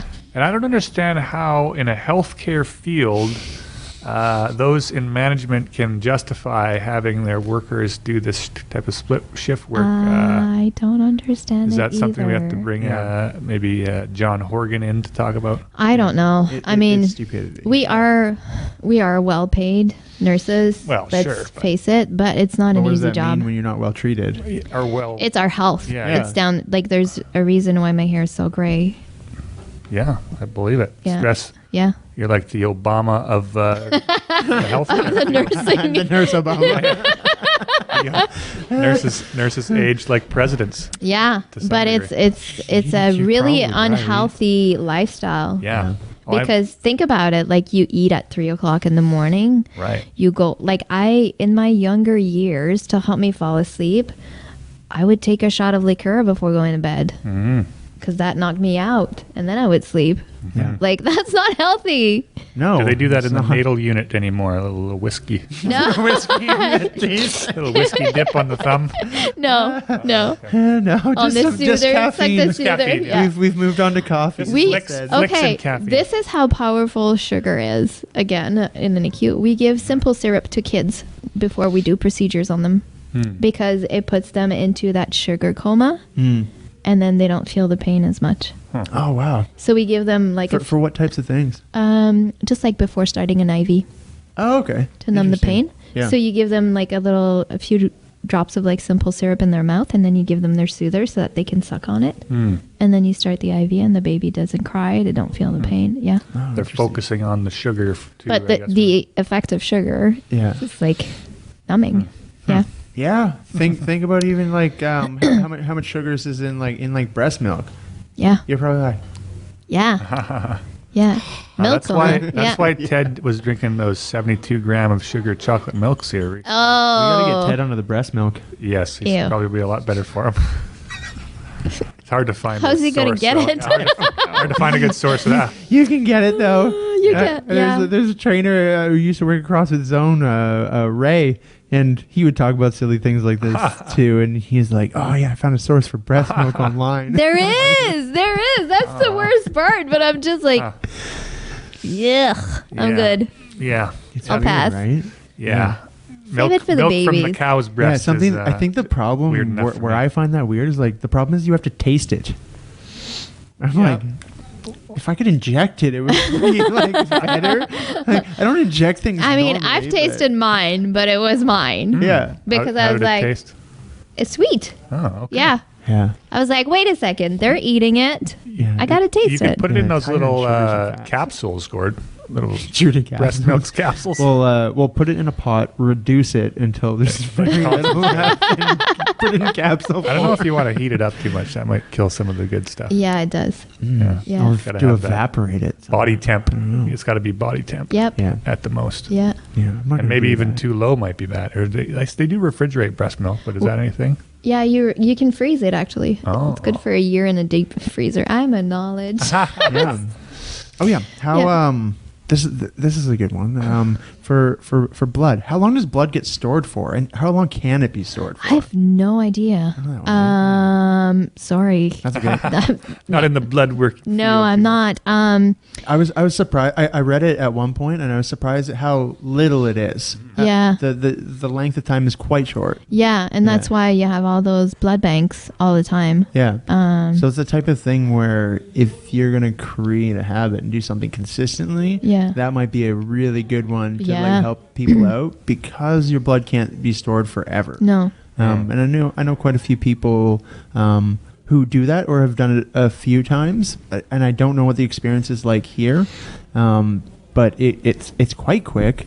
You do need some sugars afterwards. Yeah. You know. Yeah. And that's a good time to get your treat day in. Your treat day. Yeah. Yeah. Your prize day. Go donate There you some go. blood and get a prize. little treat Get a little Yeah. donut as you after. go. Yeah. Yeah. I think that's a good habit to get Absolutely. into. It's not something I do currently, but it's something I've thought about a lot. Yeah. It's something I've done a few times when I was back home. I think when I turned 16, I went and got my, I couldn't for Thing the down. longest time because they thought I was underweight. because I thought you were underweight. Yeah. Were you ever underweight? I wasn't big before. Like this, we're talking teenage years. I was Okay. maybe like 108 pounds, Yeah. and they were like, "Eh." Was this like? We'd rather not take all your this- blood. Yeah. Was it something in school they were doing a blood thing, or you were just No, deciding I was that just you were looking I into was it? 18, and I was like, "Oh, let me go get some blood." Right. And then they were like, "Actually, Yeah, I've let's never done not." it myself for whatever reason. But Yeah. Yeah. I can't. Gord, do you know where the blood donation zone is in Victoria? Yeah. You know what? There is. This is where it used Might to be be. able to One on look it up. Saanich. The one at Saanich Road. Yeah, just kind of across from Uptown, Uptown. That's exactly Okay. the one where I was that thinking Bank of Montreal is, and then yeah. Okay. Yeah, I think I'm that's gonna the look it up spot to do quickly it. and see if there's any other locations here live. Yeah. This is. Could you Would you mind looking up how long blood gets stored for? I will. That'd be a good I can one. do that after. That'd be a good one to know. Yeah. Here's the one. Center. Yeah. That's the one. Canadian Blood Services, Victoria. What's the address there?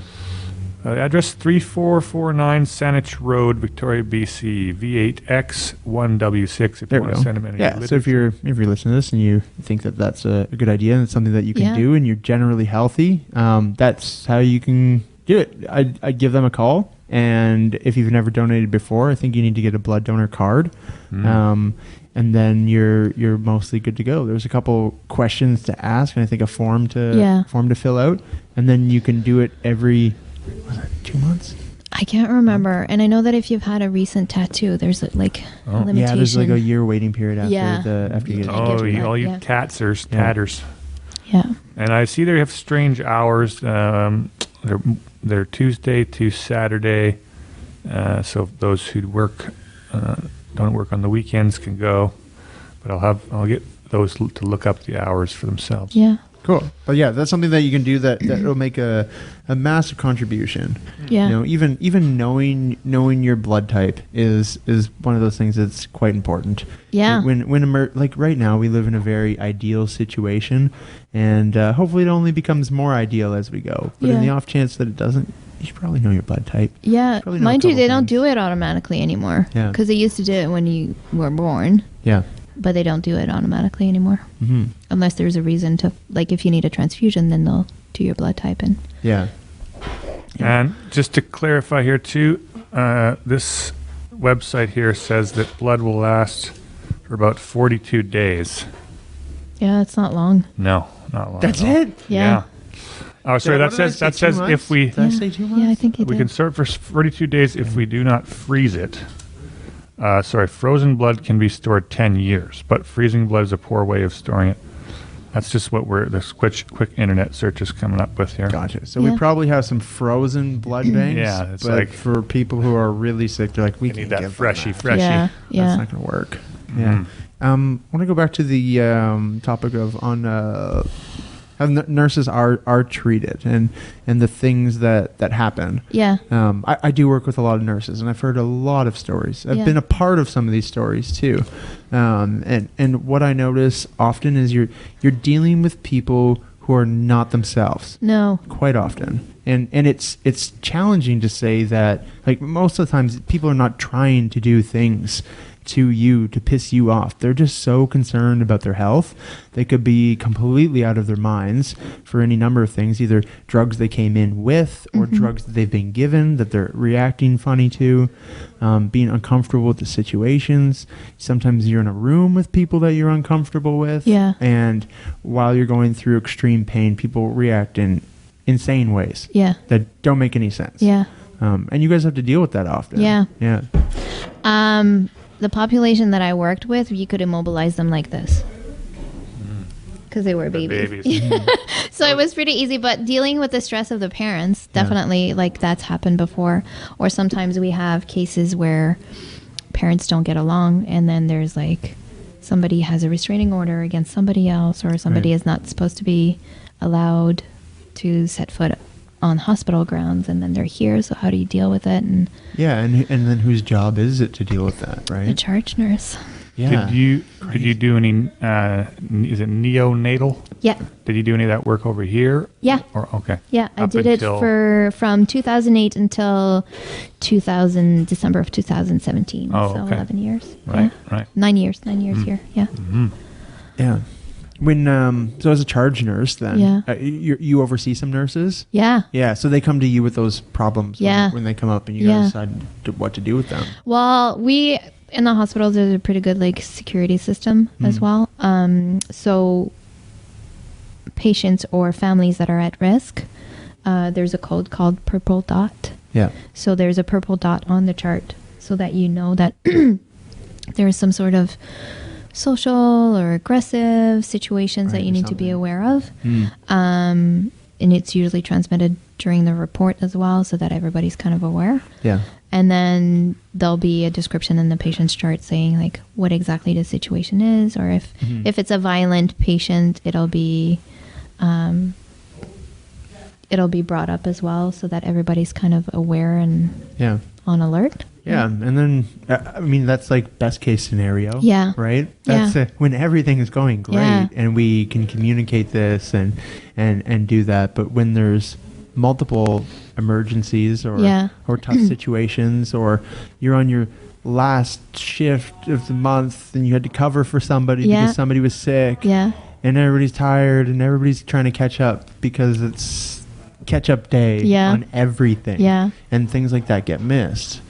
That's where I worry. I worry about the health and safety of a lot of people. Well, a lot of people, like it all depends. Again, it's a fight or flight situation. Mm-hmm. And working in the NICU was often a fight or flight situation because when those kids stop breathing, or you know, when we have kids that depend on ventilators to breathe, and sometimes they would pull the tubes out, so that's pretty stressful. Because then you have to take over until the doctor actually is on site and can put the breathing tube back in. Right, because you don't do breathing tube.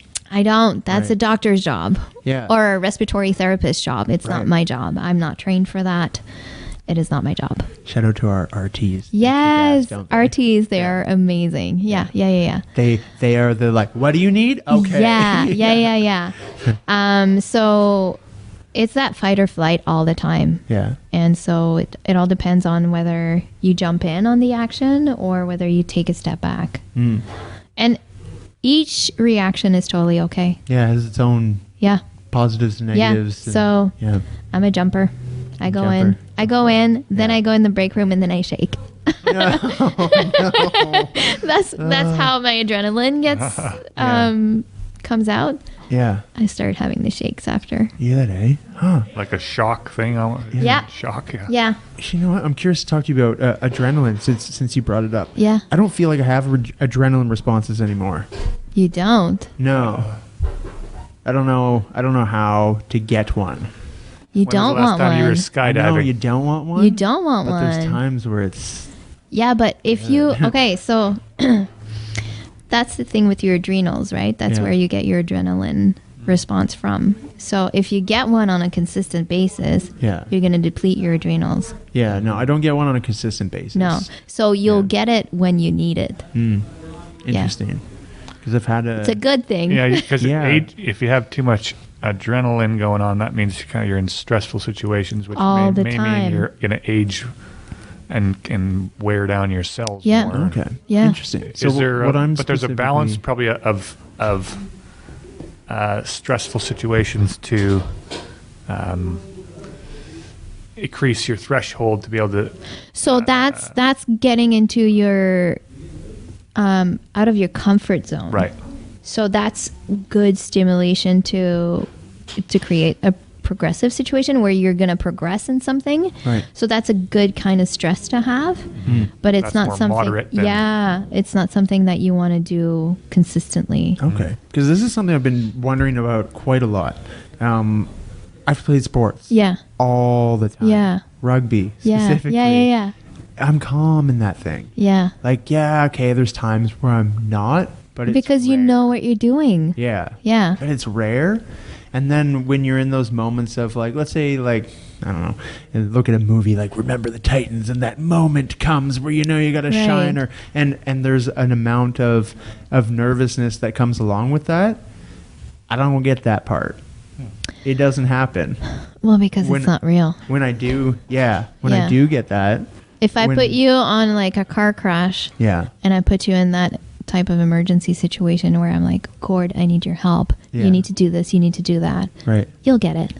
Interesting. Yeah, it sounds like you just haven't been doing any activities outside outside your comfort zone. Well, this is where I was going to get to next. Is I had a moment where I got stuck in the river with my knee dislocated. Yeah. Oh yeah, you told me about that. Between two rocks. Yeah. And I was drowning with no breath. Yeah. And literally, what saved me is my ability to not freak the fuck out. Yeah. Yeah. There's no other way I would have made it out of there. Yeah. Because I was like calm. I was like, at first I was like, oh shit. What's happening? I'm fucked. Yeah. And then calmness. Yeah. With no breath. Because when I got my leg stuck, it was just. Yeah. All the breath was gone and the water took me under. And I'm looking, I've got about 6 inches of water between me and the air and a breath. Yeah. And I tried for it like 3 or 4 times. Yeah. And I was like, oh, this is impossible.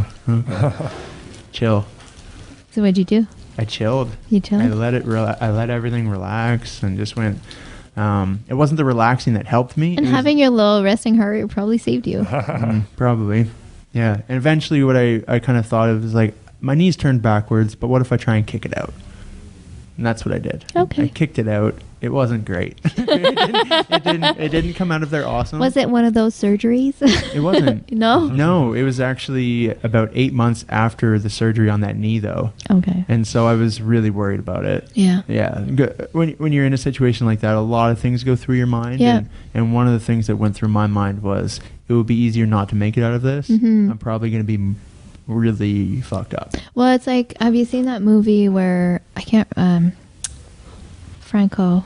James Franco? No. Yeah, James Franco, Yeah. where is he a climber, a biker, and he goes into Arizona. I can't remember where he goes, but he gets stuck Anybody? bouldering. Is that the one when he's stuck gets in his stuck bouldering. arm Yeah, and he's got and like then bite his arm off or chops something? his hands. Maybe he Yeah. doesn't bite it saw off. his arm Yeah. off because he Yeah. got stuck. Saw it off. Yeah.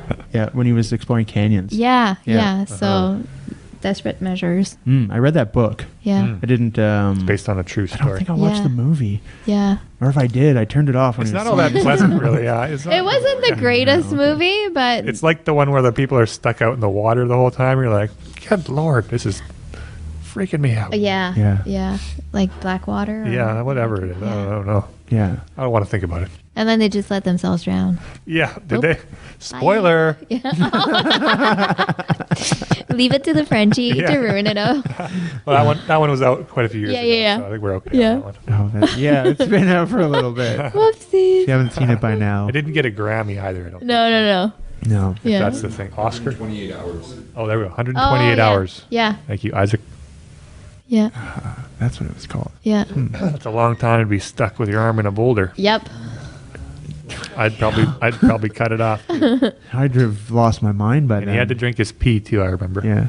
I think that was part of it. Part of it is he's going delirious and Yeah. having some pretty psychotic thoughts while in there. Pain, Yeah. numbness, Yeah. coming on and off in waves. Yeah. That sort of thing. Yeah. But yeah, I found that like adrenals in the way you use them, and whether they're involuntary. Yeah. So if you can train yourself enough that they don't tend to affect what you do on a regular Yeah. basis, you end up being in a spot where it doesn't bother you. Like most things don't bother you. Yeah, I find that's one thing my mom taught me before she passed was focus on what you can control. Let go of the rest. Yeah. It's wasted energy and you can't control it anyways. Yeah. So just focus on what you can control Yeah, that's and right. go from there. Yeah, there's nothing we can do about that other stuff. No. Man. We can worry about it all day, and Yeah. that doesn't help it Yeah. in any way. Yeah. And it's just gonna be there. Yeah. Yeah. Yeah. No matter what, like Yeah. it's going to be there. You can't change anything. Yeah. Yeah. So you just gotta find a way to accept some things that are just there. You may not like it, but you can accept it. Maybe it's a temporary thing. Yeah. Yeah. It's interesting though, knowing, like from nursing, when you get into something, you're like, oh, we get a break and a break and a lunch. Okay. When you accept that role, do you realize you're not getting a break and a break and a lunch? Do you know that ahead of time? As a nurse? Yeah. Based on people you probably talked to in the. No, you don't get a break. No, you and don't a get lunch. them. No. If you do, you're pretty lucky. Yeah. Yeah. Yeah. Or like it would happen often that I would be on my lunch break and they're like, hey, we got an admission. Can you come help out? Right. When in healthcare, when work needs to get done, it Needs to get done now. Yeah. Like, it's funny because I was scrolling through my Instagram feed from when I used to work at the hospital, Mm-hmm. and there's a couple of posts where I'm like, oh, here I am eating my lunch and my dinner all together Once. because I didn't have time to eat today. Yeah. So, yeah. And that's a 12-hour shift, lunch and dinner. Yeah. Yeah. Yeah. Which is more like a 14-hour by the time that you leave the house and that Right. you come back, because once you've done your report and Right. blah, blah, blah. And you said you had a 45-minute commute or something? didn't Yeah. you? Yeah. Yeah. Yeah. Yeah. That's too much time spent away from doing things that are good for you. Yeah. Yeah, it's far too much. That's why I left the hospital. I took a job that paid me a lot less. We're talking, gosh, hang on. Let me do some calculations. Carry the 300. Carry the 3. So I took a job that paid me $9 less an hour. Yeah. But it was Monday to Friday, like 8 to 4, no weekends. I am home every night with my kids for dinner. I get to put them to bed every night. Yeah. Like, there's a balance there. What's that worth? It's worth $9 less an hour. Yeah, definitely, right? Yeah. Yeah. 100%. Yeah. And it you know what?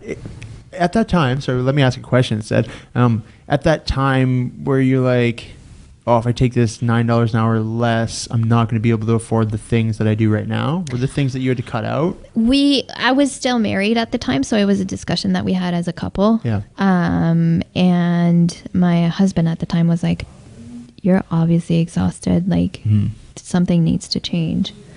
So he's like, we'll figure it out. We'll make it work. Yeah.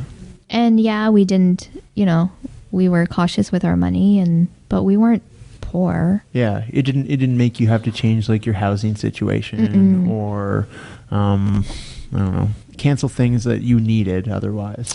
I mean, superfluous things. Yeah. Like back then I was doing CrossFit and I used to have like a CrossFit box subscription where you receive a box with like CrossFit crap in it every month. CrossFit crap. Yeah.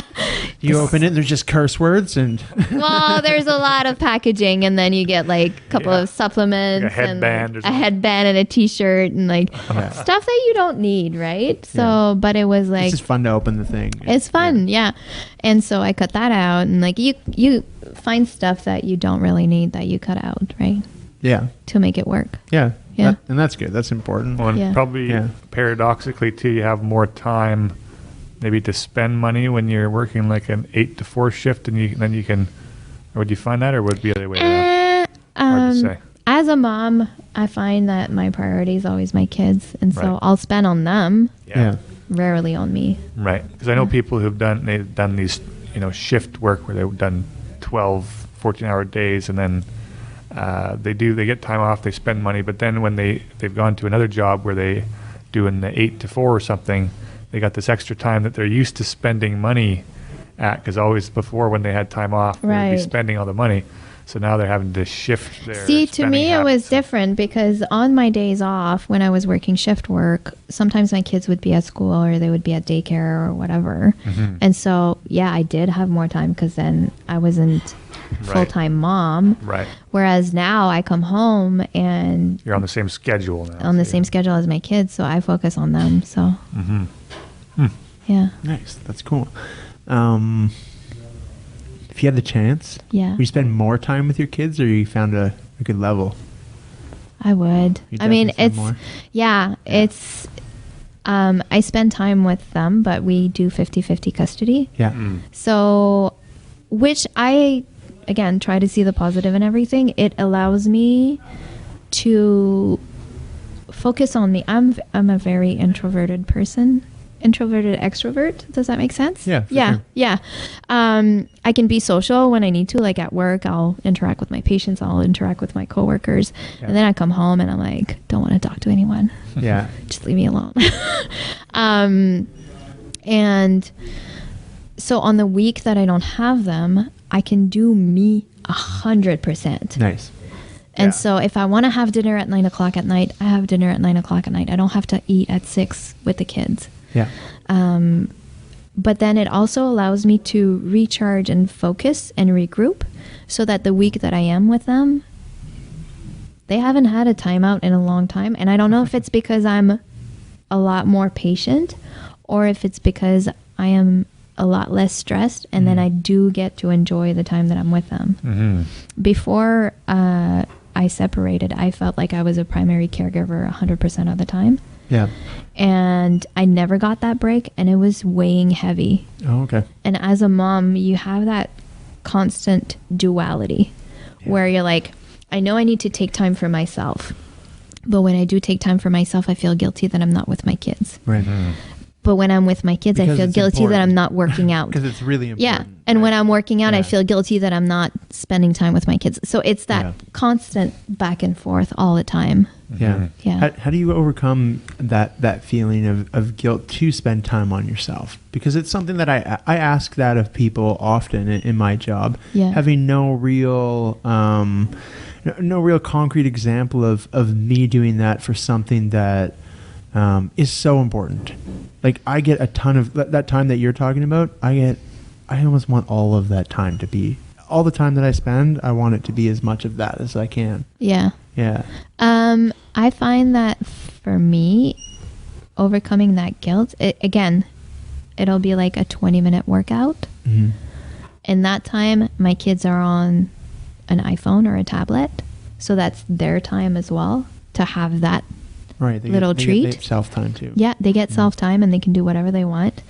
And then we refocus as a family, and then we hang out and we chill and we watch a TV show together and we cuddle on the couch and we read books before bedtime. Have you tried integrating those activities as a group? Like, come on, kids, we're going to do a workout together. Yeah, I've been doing this for 6 years. So at the beginning, they were super into it. Now it's like, it's old news, Mom. We're bored. No more kettlebells, Mom. No, mind you, the other day, my youngest one, who's like, she's not super active physically. She's more the artist, and she likes to sing and she likes to dance and she likes to act. And but the other day she was like, Mama, I'm going to join you for your workout. And she did it all with me. Like and it was a longer one. I think it was like a 26-minute long workout, and she did it all with me. Oh yeah. So that was super cool. Yeah. Mm-hmm. But I just preach by osmosis. Yeah, you're not forcing things on them if they Nope. want to join you. No, if they don't want to do it, that's totally fine. Yeah, that probably reduces a lot of stress. Yeah, I think Yeah. so. Less tension Yeah. and Yeah. whatnot. Yeah. Yeah, it's interesting because I feel like that a lot with my parents. I was like the cooking thing is actually the opposite. Right. I remember the day my mom stopped cooking. It was the day that my brother refused to eat, and I was very mad at him. She was like, "You eat your food right now, else I'm never cooking again." Oh my God. And my brother looked at me and was like, "Just push the plate away." And I was like, "You dumb fucking." And then she I like literally- food. She literally stopped cooking after She that. stopped cooking that day. The thing that gets to me sometimes is like, so I have my meal prep, so I reheat my food, and then I have to cook for my youngest one, and then I have to cook for my oldest one because they don't eat the same food. And sometimes I'm like, can you just not eat the same thing? So that I don't have Yeah, to you- make like 3 different you feel meals. like forcing them to eat like some Yeah. porridge or something. Yeah, I'm like, all right, everybody gets Nutella toast for dinner tonight right. because everybody eats Nutella toast. And Well, and after a few days of not refusing to eat, they'll probably eat whatever you give them. So. well, yeah, that's the thing. Like, I remember there was a weekend where I took them out for dinner, and then I think they went out for dinner with their grandparents, and then they went out for dinner with their dad, and then they came back to me. And my oldest one was like, I was like, oh, what do you want for dinner? I was like, do you want me to make you a burger? Or she's like, no, Mom, can I just have like a tuna sandwich and a hard-boiled egg and some carrots? And I was like, yes, you may, baby girl. She was like, I ate a lot of junk food, and she's like, I want to eat something healthy. And I was like, okay.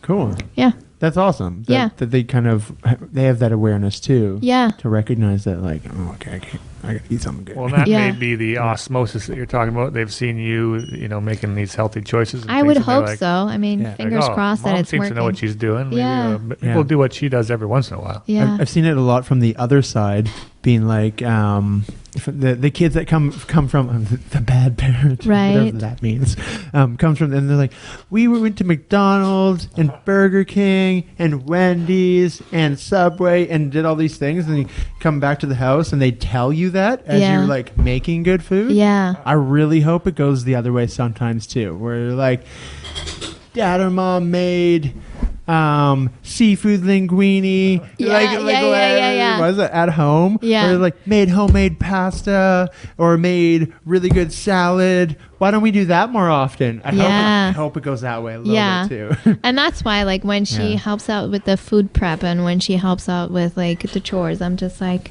thank you. Mhm. You know, try to show gratitude and positive reinforcement. Right. Yeah.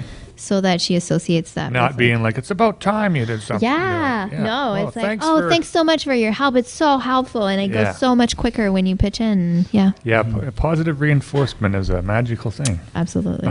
Yeah, especially with kids. Just so you know, we're at an hour and 45 here, Gord. Cool. You know what? I think this is a great place to stop. Sure. Yeah. I'm super happy with what we chatted about, and this is perfect. It's meant to be casual, but chat about your interests and the things that you know about, and just share some of your perspectives on different stuff, and that's perfect. Nice. Thanks so much for joining us, Val. Thanks for having me. Thank you, Robin. Yeah, thanks a lot, Val. And I don't know if you have anything to promote per se.